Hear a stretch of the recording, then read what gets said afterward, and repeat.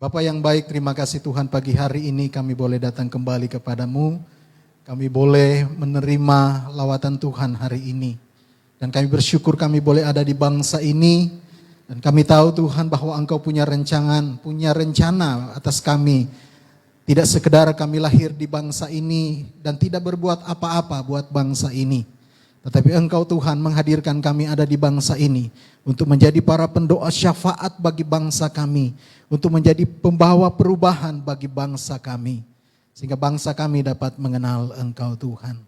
Hari ini adalah hari perkenanan Engkau Tuhan, berbicara bagi setiap hati kami, berbicara bagi setiap hidup kami, apa yang harus kami lakukan, apa yang harus kami kerjakan, ingatkan kami Tuhan. Terima kasih Bapa. Biar Roh Kudus Engkau mengambil alih seluruh bagian daripada penyampaian firman-Mu hari ini. Kami buka hati kami dan kami izinkan Roh Kudus-Mu bekerja sebebas-bebasnya.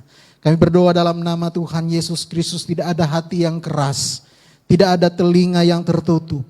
Semua roh kami Tuhan dibangkitkan, semua roh kami dibangunkan di dalam nama Tuhan Yesus Kristus. Dan berbicara bagi kami Tuhan, sehingga kami menjadi orang-orang yang merdeka di dalam Engkau. Terpujilah nama-Mu Tuhan, di dalam nama Yesus. Haleluya. Amin. Haleluya. Baik, puji nama Tuhan Bapak Ibu Saudara. Pagi hari ini saya akan berbicara tentang kemerdekaan. Karena kita masih dalam suasana merdeka dan kita masih pakai baju merah. Ya, artinya kita masih ada di suasana kemerdekaan. Persoalannya adalah apakah kita sudah benar-benar merdeka? Bangsa kita sudah mengalami kemerdekaan selama 77 tahun. Nah, kemerdekaan di bangsa ini sudah 77 tahun, tetapi jujur saya mau katakan bangsa ini belum keluar dari setiap penindasan, perbudakan, bahkan segala hal yang mengintimidasi. Kenapa saya katakan demikian? Karena begitu masih banyak orang-orang yang tidak mudah untuk beribadah. Masih ada orang yang melakukan hal-hal yang sebenarnya bertentangan dengan undang-undang kita. Negara menjamin setiap warga negara menjalankan hak keberagamaannya secara bebas, tanpa intimidasi. Itu sebabnya saya mau katakan bahwa negara ini bisa berkata bahwa 77 tahun kami merdeka, tetapi sesungguhnya kita belum merdeka. Masih ada begitu banyak kebodohan di mana-mana. Masih banyak hal, bahkan belum lama ini kita boleh melihat dan menyaksikan bersama-sama ada kasus yang begitu besar di lembaga penegakan hukum. Apakah bangsa kita benar-benar merdeka? Bangsa yang merdeka berarti bangsa yang benar-benar hukumnya ditegakkan. Tidak pandang bulu mau siapapun dia. Itu bangsa yang merdeka. Konstitusi kita menjamin hal itu. Kebebasan beragama. Konstitusi kita itu menjamin. Belum lagi setiap orang berhak untuk mendapatkan pendidikan yang layak. Tetapi kita bisa melihat begitu banyak kasus yang terjadi. Ada orang-orang yang ada di tempat-tempat pendidikan yang memaksa orang lain untuk ikut berhijab. Meskipun dia tidak seagama di sekolah-sekolah negeri. Apakah negara ini sudah merdeka? No, saya mau katakan negara ini belum merdeka.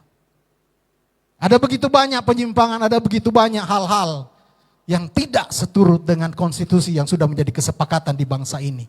Para founding father, para pendiri bangsa ini sudah sepakat melakukan segala sesuatu, bahkan dengan pemikiran-pemikiran yang luar biasa. Mereka merumuskan tatanan aturan-aturan yang ada di bangsa ini. Tetapi kita ketika sudah masuk kemerdekaan, kita kebablasan kemerdekaannya. Merenggut dan merampas kemerdekaan orang lain. Ini yang terjadi di bangsa kita. Perlu menjadi perenungan. Itu sebabnya kita ada di bangsa ini. Itu sebabnya kita terlahir di bangsa ini. Tidak secara kebetulan. Tuhan berkata di dalam kitab Yeremia bahwa usahakanlah kesejahteraan kotamu dimanapun engkau aku buang. Dan berdoalah bagi kotamu. Karena kesejahteraan kotamu adalah kesejahteraanmu juga. Ya kan? Jujur saya sangat miris dengan peristiwa kemarin. Kenapa? Karena sangat-sangat mencoreng yang namanya pengikut Kristus. Kenapa? Karena semua yang terjadi, yang menjadi terdakwa anak Tuhan, yang menjadi korban anak Tuhan, yang ikut terlibat anak Tuhan. Berarti sesungguhnya tidak semua yang mengakui sebagai pengikut Kristus adalah murid Kristus. Nah, hari ini saya mau bicara tentang freedom atau kemerdekaan. Mari kita buka bersama-sama di dalam kitab Galatia 5 ayat 1.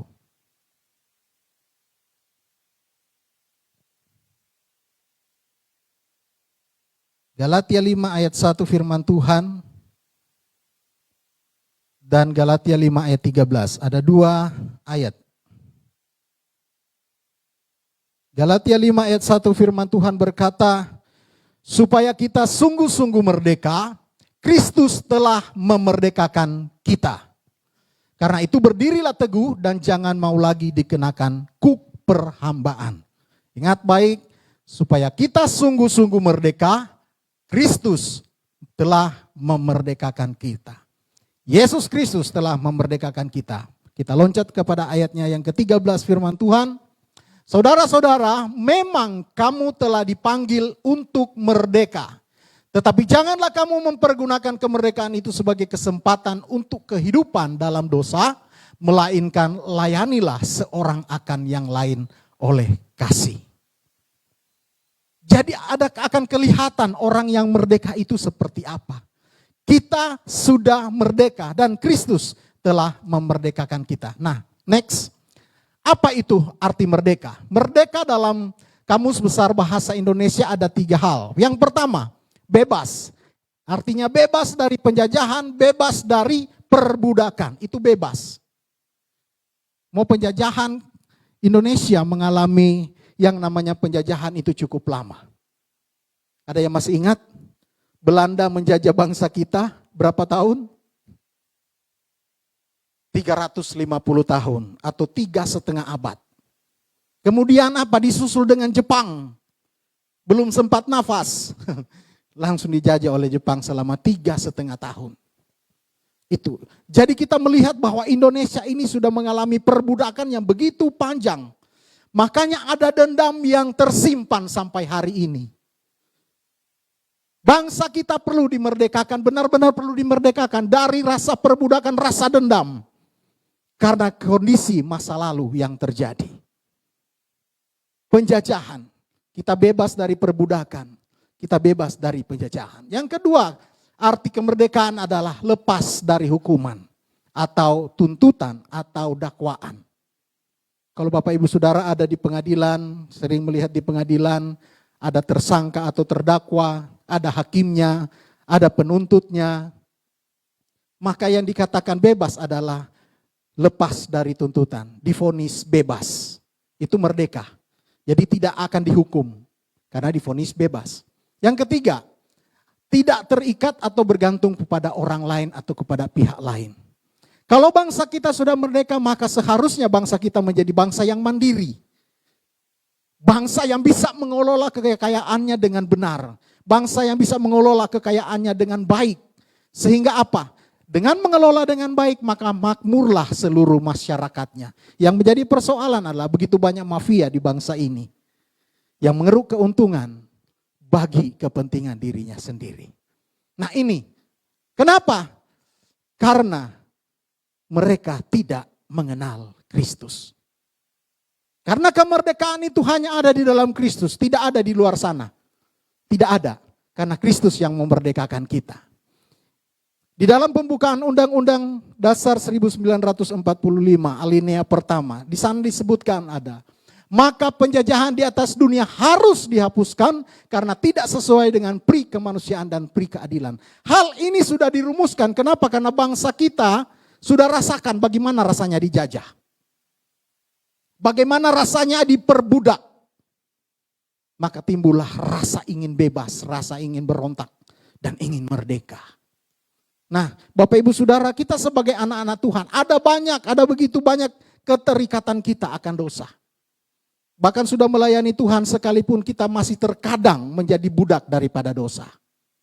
Apakah kita benar-benar sudah merdeka ketika kita percaya sama Tuhan? Next. Nah, tujuan kemerdekaan itu adalah yang pertama, tujuan kemerdekaan. Kemerdekaan itu diberikan kepada pribadi lepas pribadi.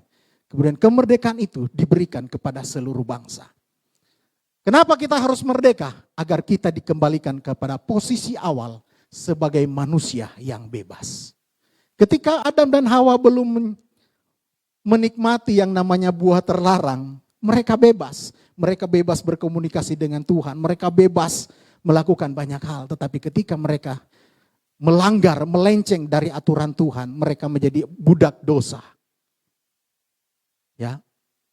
Jadi kenapa kita harus merdeka? Pertama, agar kita dikembalikan pada posisi awal sebagai manusia bebas. Sebagai manusia diciptakan Tuhan yang pertama. Yang kedua, agar hak-haknya sebagai orang merdeka dikembalikan. Bangsa kita tidak punya hak ketika kita dijajah. Tidak boleh, tidak berhak untuk bicara. Tidak berhak untuk duduk misalnya dalam pemerintahan. Tidak berhak segala macam. Tidak berhak. Tapi ketika kita merdeka, maka setiap anak-anak Tuhan, setiap anak-anak bangsa kita bisa menduduki jajaran pemerintahan. Kalau di zaman Belanda nggak ada, apalagi zaman kolonial. Harus orang yang ditunjuk mereka dan orang yang punya afiliasi dengan mereka. Itu. Karena apa? Karena kita ada di bawah jajahan. Dan agar hak-haknya dikembalikan, hak hidup bebas, hak diperlakukan layak, hak beragama, hak atas pendidikan, dan begitu banyak hak harus diberikan, dikembalikan. Yang ketiga, tujuan kemerdekaan adalah hak asasi manusia yang melekat dalam diri manusia. Setiap manusia memiliki hak hidup, hak yang sudah ada sejak dia dilahirkan. Termasuk hak beragamanya. Itu sebabnya undang-undang menjamin hak hidup beragama setiap orang. Tapi apa yang terjadi? Masih banyak hal yang terjadi di bangsa ini. Semoga bangsa ini segera bertobat. Haleluya. Baik, kita akan merefleksi kemerdekaan sebagai orang Kristen. Tadi firman Tuhan berkata bahwa Kristus telah memerdekakan kita. Persoalannya, apakah kita benar-benar sudah merdeka? Amin. Nah, manusia telah jatuh ke dalam dosa sejak pelanggaran Adam dan Hawa. Bapak Ibu Saudara bisa baca di dalam Roma 3 ayat 10 sampai 20 di mana manusia telah berdosa dan kehilangan kemuliaan Allah. Dosa dalam bahasa Yunaninya disebut dengan hamartia yang artinya melenceng dari sasaran. Sasarannya seharusnya ke sana, tepat. Kalau saudara bisa melihat orang yang punya keahlian memanah, kalau namanya melenceng itu keluar dari sasaran. Nah itu hamartia. Ini yang berdosa adalah orang-orang yang belum dimerdekakan. Apakah kita yang benar-benar sudah melayani Tuhan? Kita yang sudah kesana kemari, kita yang sudah ada di dalam Kristus, sudah benar-benar merdeka? Itu kan yang menjadi pertanyaan. Kemudian, akibat dosa adalah maut, kata firman Tuhan. Ya, Roma 6 ayat 23. Upah dosa adalah maut. Ganjaran, upah itu di dalam bahasa Yunaninya ditulis dengan kata opsionin, artinya ganjaran. Ganjaran itu kan kalau kamu berbuat baik, kamu dapat sesuatu yang baik. Tapi kalau kamu berbuat jahat, kamu dapat sesuatu yang dihukum. Nah itu ganjaran. Nah upah dosa adalah maut, kata firman Tuhan. Maut dalam bahasa Yunani ditulis dengan kata thanatos, yang berarti pertama kematian tubuh jasmani. Kalau seandainya Adam dan Hawa tidak berbuat dosa, mereka pasti hidup kekal. Ya, tetapi akibat dosa, sejak mereka jatuh dalam dosa, umur manusia dihitung. Sejak manusia jatuh dalam dosa, umur manusia dihitung. Sejak saat itu. Kemudian, maut yang kedua punya pengertian kehilangan kehidupan yang layak. Allah punya rencana bagi manusia dan Allah pingin nyiapin sesuatu yang baik buat manusia. Tetapi apa yang terjadi? Manusia melenceng dari apa yang menjadi sasaran Allah sehingga dia membuat dia tidak layak. Makanya kadang kalau kita ketemu dengan orang-orang yang kita minta untuk pelayanan misalnya, aduh saya nggak layak. Kenapa? Karena dia merasa masih ada dosa. Berarti dia belum merasakan kemerdekaan Kristus. Aku belum layak. Padahal Tuhan sudah kasih jalan. Kalau engkau berbuat dosa, akui dosamu di hadapan Allah, maka Allah setia dan adil dan akan mengampuni dosa kita. Persoalannya adalah ketika kita berdosa, kita masih ngumpetin dosanya. Simpen baik-baik. Masih senang dengan, saya masih senang dengan dosa ini. Saya belum bisa tinggalin. Hobi. Kan gawat, kalau dosa udah jadi hobi repot. Dari hobi menjadi habit. Kan repot. Kemudian hal yang ketiga dari kata Thanatos ini adalah keadaan menyedihkan sebagai orang jahat yang matinya di neraka. Kehidupan kita nggak cuma sampai di sini Bapak Ibu Saudara. Saya mau ingatkan lagi, kehidupan kita nggak sampai di dunia. Masih ada, masih panjang. Ini baru awal, di dunia ini baru awal. Tetapi kekekalan itulah yang akan nanti kita lewatin. Mau di mana, mau di surga atau di neraka, silakan pilih. Dimulai sejak kita belajar, Tuhan kasih dunia ini, Tuhan kasih bumi sebagai tempat kita di training atas hukum Tuhan. Supaya ketika kita terlatih di dunia ini, maka kita mati, kita akan masuk kepada dua pilihan. Kematian kekal atau kehidupan kekal. Pilihan itu ada di setiap kita. Sebagaimana Tuhan memberikan pilihan bagi kita. Kita mau ikut Tuhan atau enggak. Dan yang keempat, kata Thanatos ini memiliki pengertian kematian dan dalam kesengsaraan. Kita mengalami sengsara yang luar biasa. Itu kata Thanatos. Nah, hal ketiga yang perlu kita ingat sebagai refleksi kemerdekaan Kristen adalah tiada kemerdekaan tanpa perjuangan atau tanpa darah yang tertumpah. Bangsa ini sudah banyak darah yang ditumpahkan, amin. Termasuk ketika ada dalam kemerdekaannya, ada begitu banyak darah yang ditumpahkan. Darah orang-orang yang tidak bersalah.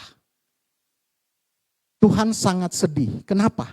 Ada begitu banyak darah yang ditumpahkan, darah orang-orang tidak bersalah. Nah, bangsa ini harus membayarnya. Saya takut kalau tiba-tiba bangsa ini akhirnya Tuhan hukum. Bangsa ini ada di dua jalur gempa yang luar biasa. Dan diberikan begitu banyak gunung berapi. Lautnya luas, dikelilingi laut. Kalau bangsa ini tidak bertobat, maka bangsa ini akan kena dalam murkanya Tuhan. So ketika murka Tuhan datang, Bapak Ibu Saudara gak usah takut. Kalau kita benar-benar orang yang sudah dimerdekakan dalam Tuhan, maka kita tidak ada ketakutan dalam diri kita. Kenapa? Karena hidup kita ada di dalam Kristus. Baik hidup atau mati kita hidup untuk Kristus, kita mati untuk Kristus. So kematian bukan menjadi satu ketakutan buat kita. Ketika gempa segala macam terjadi di dunia ini, bahkan akan terjadi.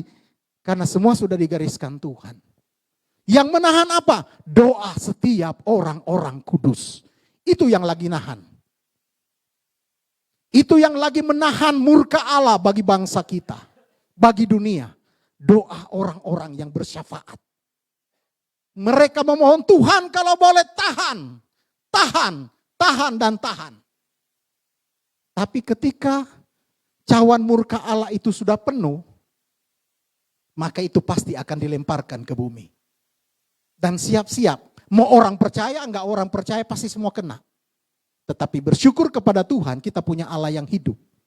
Dia yang memelihara hidup kita. Dia akan melewatkan, dia yang akan meluputkan kita dari segala hal. Makanya bersyukur kalau kita mengalami penderitaan. Penderitaan itu adalah sebuah sekolah. Dilatih. Jangan sedikit-sedikit ngambek sama Tuhan. Jangan sedikit-sedikit komplain sama Tuhan. Bersyukur kalau kita masih bisa dilatih Tuhan. Bersyukur kalau kita masih ditegur Tuhan. Artinya Tuhan masih peduli atas hidup kita. Orang yang merdeka adalah orang yang memberi dirinya untuk dilatih oleh Allah. Sebagai sang pemberi kemerdekaan. Next.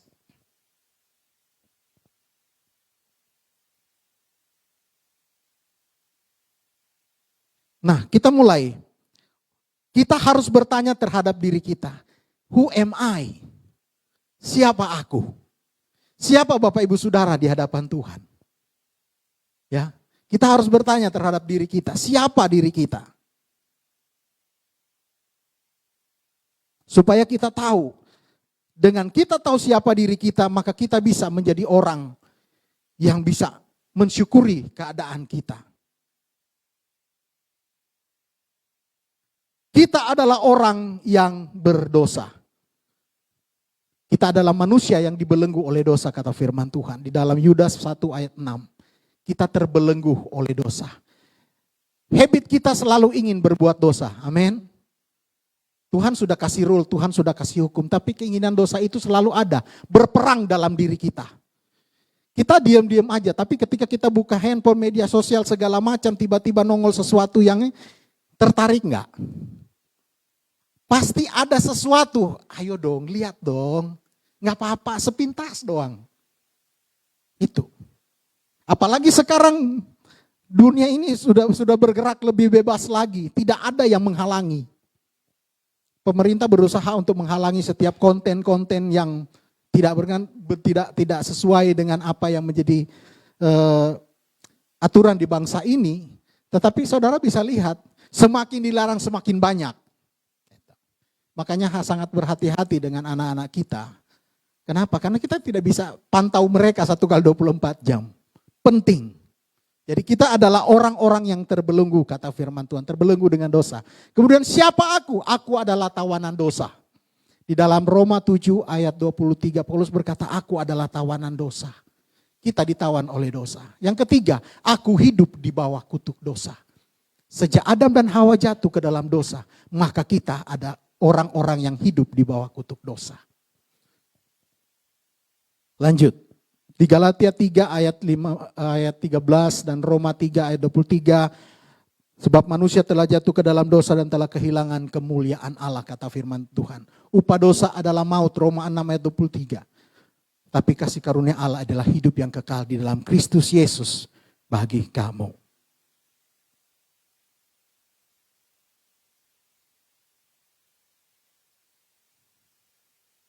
So, ketika kita tahu bahwa kita adalah orang-orang yang berdosa, apa yang harus kita lakukan?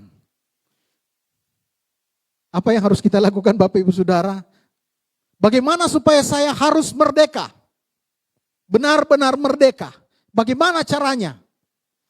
Kita butuh jalan untuk tahu bagaimana supaya saya bisa menjadi orang yang merdeka. Mau ke Pulau Gadung, bagaimana saya bisa sampai ke Pulau Gadung kalau saya tidak tahu jalan ke Pulau Gadung? Maka bertanyalah kepada orang yang berasal dari Pulau Gadung, yang sering lewatin Pulau Gadung. Kalau kita ke Pulau Gadung tanya sama orang yang tidak pernah lewatin Pulau Gadung, biasanya lewatin Cawang, maka kita nggak akan pernah sampai. Itu sebabnya Tuhan berkata, akulah jalan. Diperlukan cara untuk sampai menjadi orang-orang yang merdeka. Aku butuh cara, aku butuh jalan. Mengapa? Agar kita bisa sampai pada tujuan, yaitu menjadi manusia-manusia yang merdeka. Makanya Tuhan bilang, aku jalannya. Kalau kamu ingin menjadi orang yang merdeka, akulah jalannya. Itu kata Tuhan Yesus. Aku jalannya. Jalan, way atau cara. Cara untuk merdeka akulah, kata Tuhan. Akulah jalannya. Jadi perlu kita membutuhkan jalan. Bagaimana caranya? Apakah kita dengan beramal, berbuat baik, beragama, taat perintah agama, cukup membawa kita kepada manusia yang merdeka? No. Firman Tuhan bilang begini, kamu diselamatkan bukan karena usahamu, tapi kasih karunia Allah. Mau beragama-agama sehebat apapun, secanggih apapun, tidak ada agama yang menyelamatkan. Termasuk agama Kristen tidak menyelamatkan. Yang menyelamatkan itu adalah Kristus. Hanya satu-satunya jalan, satu-satunya cara kita dimerdekakan adalah melalui Yesus Kristus. Itu sebabnya tadi Galatia 5 bilang apa? Kristus telah memerdekakan kamu. Kenapa? Karena cuma lewat Kristus kita bisa dimerdekakan.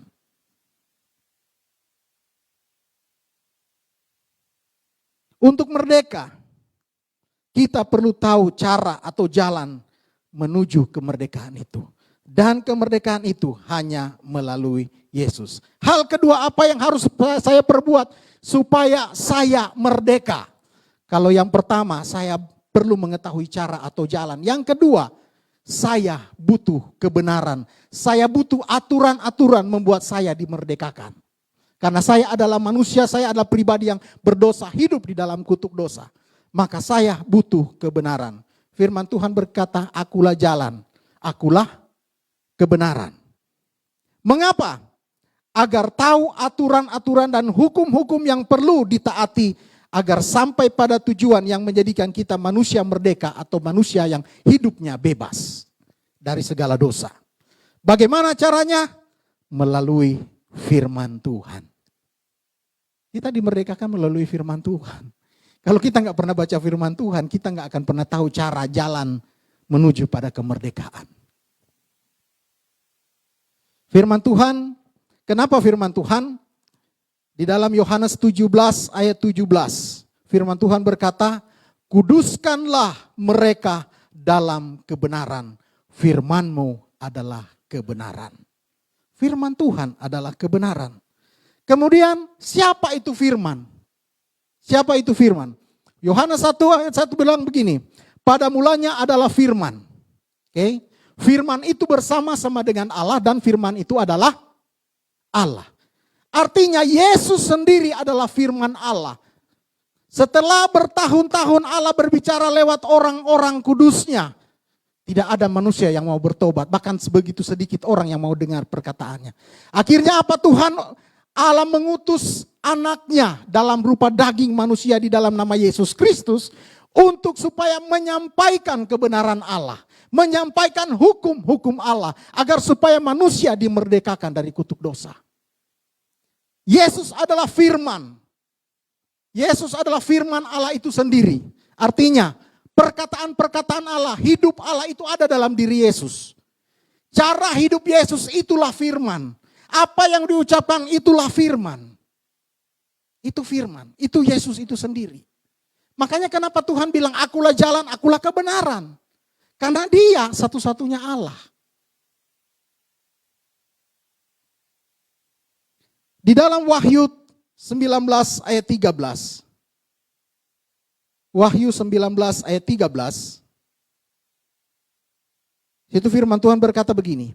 Dan ia memakai jubah yang telah dicelupkan dalam darah dan namanya ialah firman Allah. Siapa kalau bukan Yesus? Semua mengarah ke satu, yaitu Yesus. Jadi kalau di luar sana ada begitu banyak berseliweran di YouTube yang meragukan kealahan Tuhan, yang meragukan keilahian Yesus, maka itu adalah hal yang salah. Kekristenan itu muncul di awal-awal abad pertama. Bagaimana orang-orang yang ada di 600 tahun kemudian meragukan apa yang ada di awal. Begitu panjang, begitu jauh jaraknya Bapak Ibu Saudara.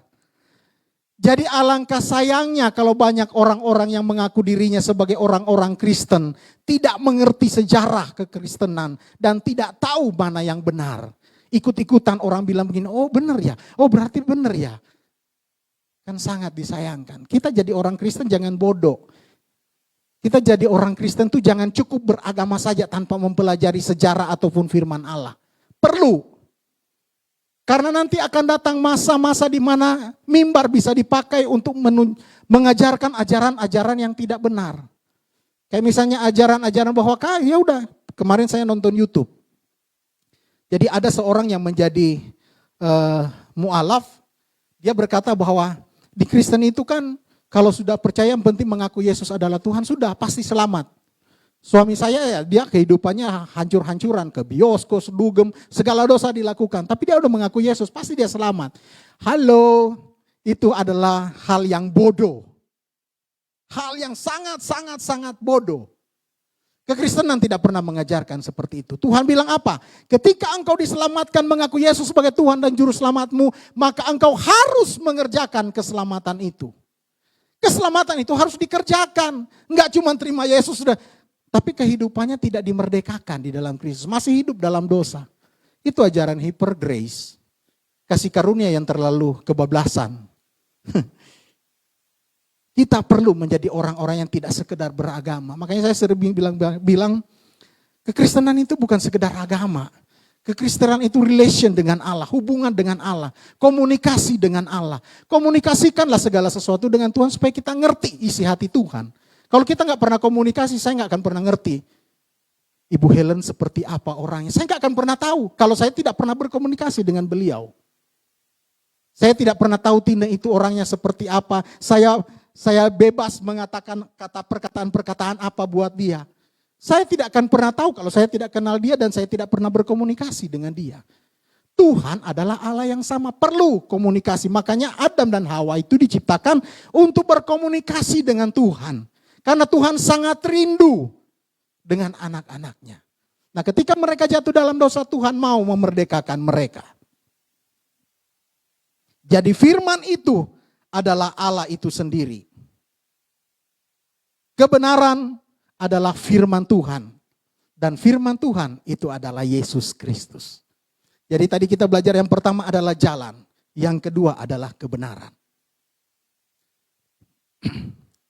Pada mulanya adalah firman, tadi sudah. Nah, firman itu telah menjadi manusia dan diam di antara kita. Ayat 1 ke Yohanes pasal 1 ayat 14.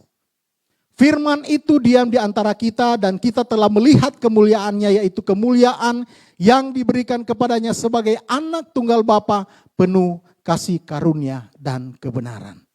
Itu. Yang ketiga, sebab hukum Taurat diberikan oleh Musa, tetapi kasih karunia dan kebenaran datang oleh Yesus Kristus. Jadi sekali lagi saya mau tegaskan bahwa kebenaran itu adalah Yesus Kristus itu sendiri.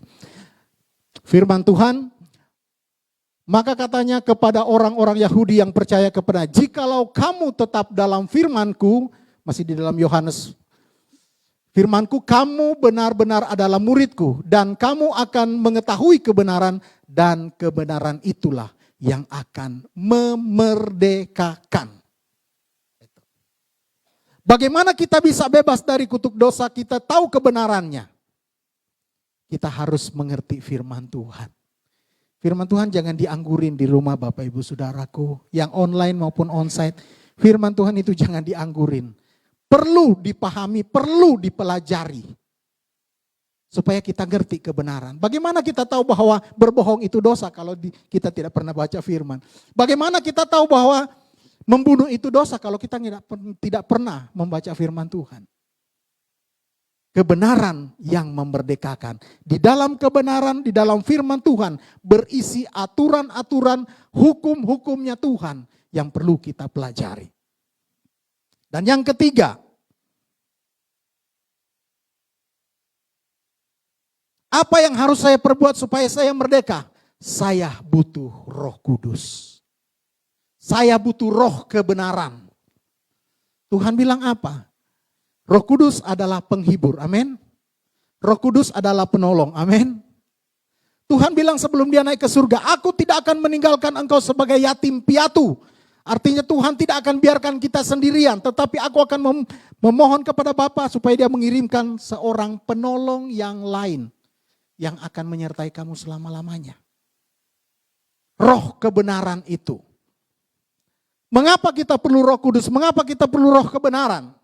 Agar aku dimampukan dan teguh berjalan dalam kebenarannya untuk mempertahankan status saya sebagai orang merdeka atau orang percaya.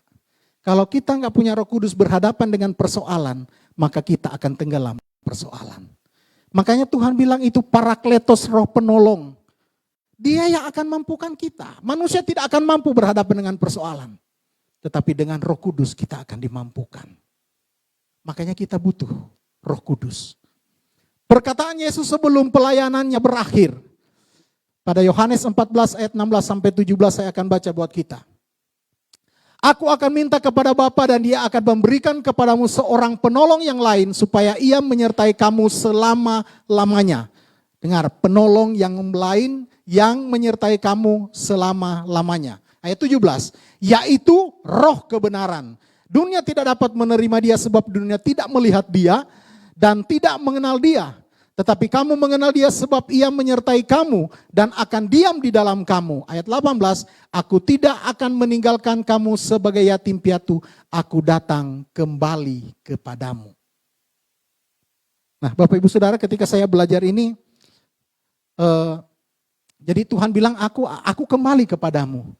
Tuhan tidak bilang aku akan kembali. Aku datang kepadamu. Ketika dia naik ke surga, sebagai Allah dia naik ke surga, dia datang lagi. Datang lagi dalam wujud apa? Roh Kudus. Jadi jangan percaya kalau orang bilang bahwa Allah orang Kristen itu ada 3. Kita cuma punya satu Tuhan, yaitu Yesus Kristus. Cuman punya satu Tuhan. Kalau kita belajar ada begitu banyak perumpamaan Tuhan, umpamakan bagaimana orang penggarap-penggarap kebun anggur, akhirnya Tuhan perintahkan anaknya. Itu sebenarnya Allah pada mulanya adalah roh, ya. Allah itu roh. Dia menciptakan segala sesuatu sampai pada tahap ketika manusia jatuh ke dalam dosa. Manusia menjadi manusia daging. Pada awalnya manusia yang diciptakan Allah adalah manusia roh. Kenapa bisa berhubungan dengan Tuhan? Bisa berkomunikasi dengan Tuhan. Ketika dosa masuk, maka manusia menjadi manusia daging. Yang kecenderungannya adalah berbuat dosa. Diutuslah para nabi. Tapi apa yang terjadi? Masih keras kepala. Kemudian apa yang terjadi? Diutuslah Yesus Kristus. Yang adalah firman, artinya sabda Allah. Firman Allah itu sendiri.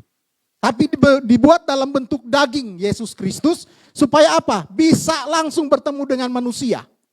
Bisa berbicara dengan manusia secara langsung. Kalau Allah yang langsung datang ke dalam dunia, habis manusia. Sebab manusia yang berdosa pasti akan hancur. Kenapa? Karena manusia berdosa. Allah yang kudus. Musa saja hanya bisa melihat kemuliaan Allah dari belakang. Kenapa? Karena Allah itu kudus. Makanya Allah datang sebagai manusia. Ya dia mau jadi manusia terserah dia dong, dia Allah kok. Iya kan? Mau jadi apa aja terserah dia mampu. Kenapa? Karena dia adalah Allah. Tapi setiap kehidupannya, setiap perkataannya, itu adalah isi hati Allah. Makanya dia bilang kan, aku tidak menyampaikan dari diriku. Aku menyampaikan apa yang Bapak pesan kepadaku untuk aku sampaikan.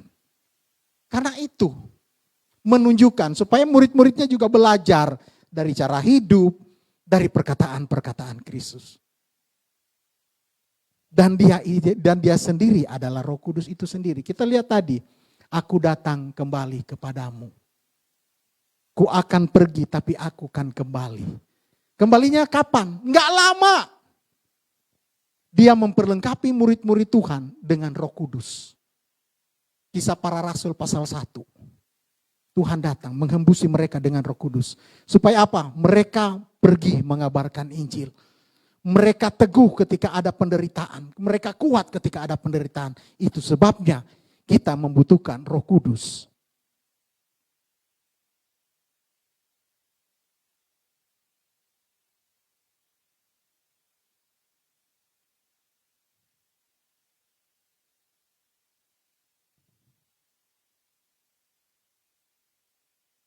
Firman Tuhan berkata bahwa masih banyak hal yang harus kukatakan kepadamu, tetapi sekarang kamu belum dapat menanggungnya. Ini perkataan Tuhan Yesus sebelum naik ke surga dalam Yohanes pasal 16 ayatnya yang ke-12 dan 13. Ayat 13, tetapi apabila ia datang, yaitu roh kebenaran, ia akan memimpin kamu ke dalam seluruh kebenaran, sebab ia tidak akan berkata-kata dari dirinya sendiri, tetapi segala sesuatu yang didengarnya itulah yang akan dikatakannya, dan ia akan memberitakan kepadamu hal-hal yang akan datang. Kemudian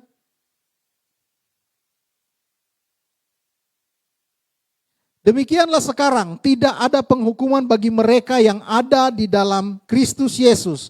Roh yang memberi hidup telah memerdekakan kamu dalam Kristus dari hukum dosa dan hukum maut. Roh yang memerdekakan. Jadi kalau mau merdeka butuh 3 hal. Kita butuh jalan atau cara. Kita butuh kebenaran. Kita butuh Roh Kudus. Semuanya memerdekakan. Dan itu ada dalam pribadi Yesus Kristus. Yang saya bacakan tadi Bapak Ibu Saudara ada dalam Roma 8. Bapak Ibu bisa pelajari di rumah. Ayat 9 dari Roma 8 berkata begini, tetapi kamu tidak hidup dalam daging, melainkan dalam roh. Jika roh Allah diam di dalam kamu. Tetapi jika orang tidak memiliki roh Kristus, dia bukan milik Kristus. Jadi orang-orang yang dimerdekakan adalah orang-orang yang ada di dalam Kristus. Bukan orang-orang di luar Kristus. Bersyukur kita punya Tuhan. Roh Kudus yang akan ingetin kita. Roh Kudus yang akan negur kita ketika kita mulai salah. Roh Kudus. Dan di akhir zaman ini, inilah pekerjaan roh yang sedang terjadi. Butuh Roh Kudus. Supaya kita benar-benar menjadi orang-orang yang merdeka. Dengan menyadari bahwa diri kita sebagai orang-orang yang berdosa, maka kita membutuhkan kemerdekaan dari perbudakan dan perhambaan dosa. Supaya kita sungguh-sungguh merdeka, Kristus telah memerdekakan kita. Galatia 5 ayat 1 tadi.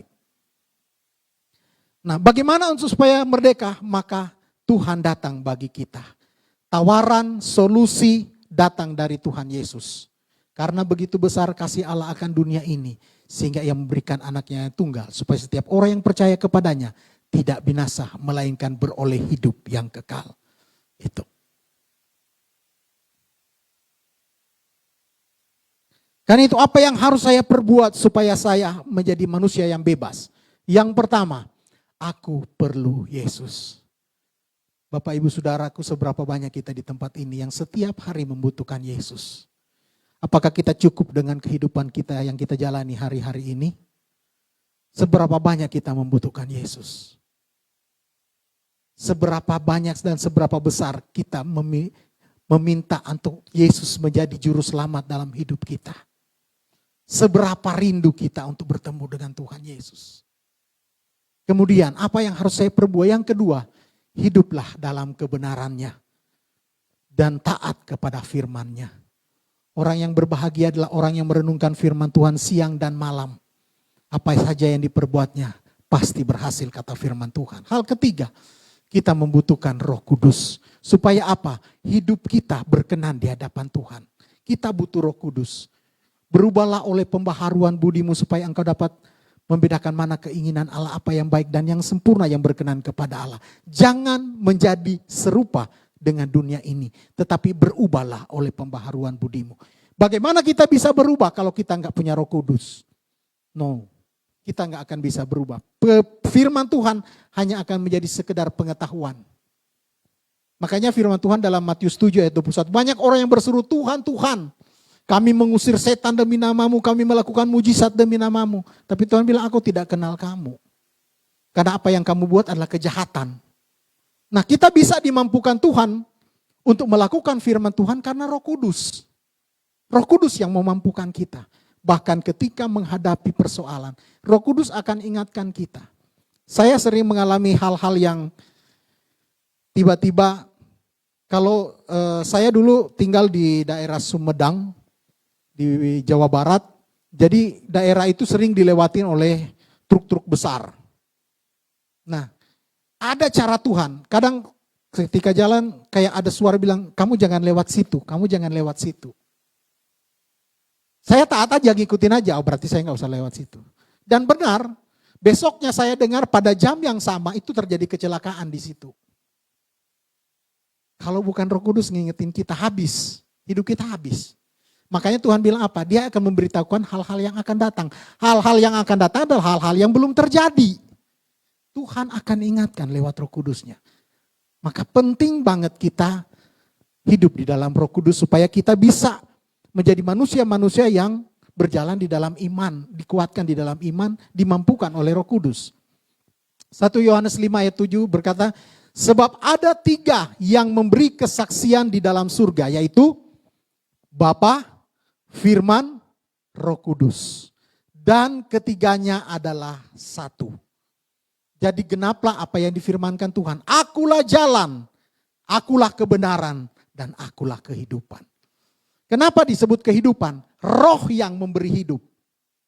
Roh yang memberi hidup. Roh itu nafas Allah.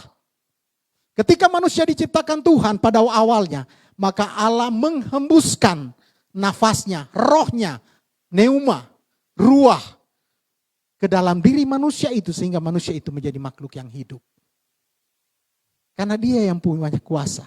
Nah, kita diberikan Roh Kudus itu supaya apa? Ketika akhir zaman terjadi, Bapak Ibu Saudara, hari-hari terakhir terjadi, maka kita sudah siap. Amin. Kita sudah siap. Kemarin gembala kita, gembala ranting kita sudah bawakan firman.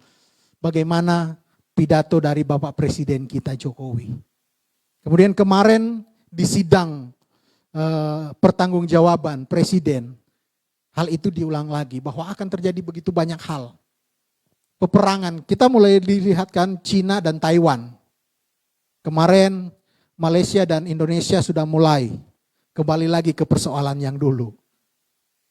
Banyak yang terjadi, goncangan yang terjadi, harga-harga mulai naik. Telur kemarin kalau nggak salah udah 30.000 per kilo.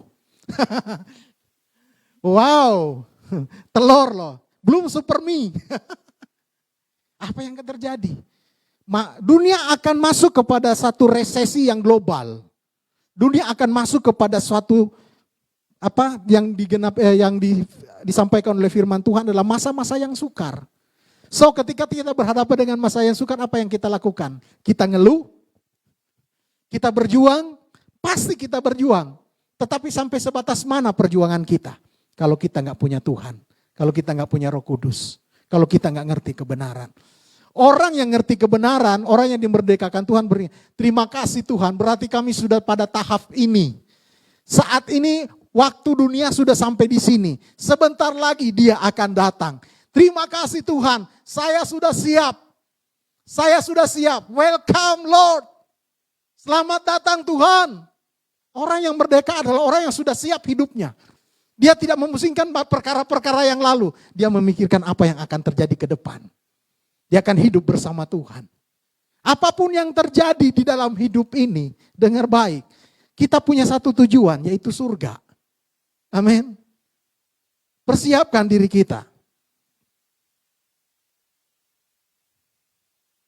Yohanes 12 ayat 48 firman Tuhan sebagai penutup. Barang siapa menolak aku dan tidak menerima perkataanku, kata firman Tuhan, ia sudah ada hakimnya, yaitu firman yang telah kukatakan. Firman yang akan menjadi hakimnya pada akhir zaman. Jadi firman, semakin Bapak Ibu Saudara makin banyak dengan firman, rubah hidup kita sesuai dengan firman Tuhan. Amin. Kalau kita ingin menjadi manusia-manusia yang merdeka, dimerdekakan di dalam Tuhan, maka yang pertama kita butuh jalan. Cara untuk merdeka. Nah, bagaimana caranya? Baca firman Tuhan, kebenarannya. Melalui Yesus Kristus kita dibenarkan, kita dimerdekakan. Dan yang ketiga, menghadapi kehidupan yang sulit, penderitaan-penderitaan yang kelak akan terjadi, kita butuh yang namanya roh kebenaran, Roh Kudus. Supaya kita dituntun, supaya kita dipelihara. Dunia akan semakin berat Bapak Ibu Saudara. Semua harga naik, hanya hujan yang turun. Diskon gede-gedean, benar, tapi harganya udah dinaikkan duluan. Semua akan menuju ke sana Bapak Ibu Saudara. Sekarang kita sudah lihat ada mata uang digital, semua akan mengarah ke sana. So, persiapkan diri kita. Tuhan sudah mau datang, Tuhan sangat dekat. Kita akan tahu waktu-waktu Tuhan kalau kita dekat dengan Tuhan. Kita baca firman Tuhan, Tuhan sudah berbicara begini. Roh Kudus kasih tahu. Roh Kudus kasih pewahyuan. Supaya hidup kita tenang. Silakan. Apa saja mau terjadi. Saya bilang begini. Silakan Tuhan, apa aja mau terjadi silakan. Saya justru sangat senang. Kenapa? Berarti Tuhan enggak lama lagi udah datang. Penderitaan kita tidak sebanding dengan kemuliaan, kata firman Tuhan. Tidak sebanding dengan kemuliaan yang akan datang. So, kalau kita masih berpikir, ya saya membutuhkan pengakuan dari dunia, lupakan itu. Stop. Kita butuh Tuhan. Kita butuh Yesus. Kita butuh kebenarannya. Kita butuh Roh Kudus. Itu sebabnya Tuhan bilang, aku tidak akan tinggalkan kamu sebagai yatim piatu. Aku berikan penolong. Fungsinya apa? Menolong kita. Mengingatkan dunia akan dosa. Menginsafkan dunia akan dosa. Itu fungsinya. Artinya Tuhan tidak pernah meninggalkan kita. Sejak dunia diciptakan Tuhan gak pernah ninggalin kita. Kita yang merasa meninggalkan Tuhan atau kita yang merasa ditinggalkan Tuhan. Tuhan gak pernah ninggalin kita kok. Tuhan gak pernah ninggalin kita. Itu baiknya Tuhan. Kalau Tuhan udah baik sama kita, ya gak usah lari-lari lagi. Gak usah menjadi orang-orang yang baperan, Gak usah menjadi orang-orang yang gampang tersinggung. Ingat, berusahalah hidup damai dengan semua orang, kata firman Tuhan. Kejarlah kekudusan, sebab tanpa kekudusan tidak seorang pun yang akan memandang Allah. Hari-hari ini, mari kita hidup sesuai dengan kebenarannya. Supaya kita benar menjadi orang yang merdeka. Orang yang merdeka apa? Orangnya semangat. Ya, orang yang merdeka orang semangat. Orangnya antusias. Orangnya penuh dengan ide-ide. Itu orang merdeka. Dia gak peduli orang lain. Yang dia peduli adalah apa? Tuhan berkata bahwa ini orang yang berharga. Itu orang merdeka. Kalau orang yang belum merdeka, terkadang masih minder, terkadang masih rendah diri. Enggak, kita itu spesial kok. Tuhan bilang kita spesial. Martabak aja ada yang spesial, masa kita enggak spesial? Tuhan sendiri yang bilang kita spesial di mata Tuhan. Puji nama Tuhan. Baik, untuk menjadi orang yang merdeka, maka kita perlu Yesus Kristus yang pertama. Sebagai jalan atau sebagai cara. Yang kedua, kita perlu memahami kebenarannya. Karena dalam kebenarannya terpapar hukum, aturan, main kerajaan surga yang perlu kita pelajari. Supaya ketika kita sampai di surga kita nggak jadi orang pelongo-pelongo. Ini apa sih? Aturannya sudah ada, rule-nya udah ada. Karena bicara surga, bicara kerajaan. Bicara kerajaan berarti bicara aturan. Makanya kita dilatih, setiap bibir mulut kita itu dilatih. Firman Tuhan dalam 1 Timotius bilang, firman Tuhan itu berguna apa? Memperbaiki kesalahan, menegur, memperbaiki kelakuan-kelakuan kita. Makanya kebenaran itu penting. Supaya dari dunia kita sudah belajar pola hidup, cara hidup kerajaan surga. Sebagai orang-orang yang merdeka. Amin firman Tuhan. Mari saya undang pemain musik.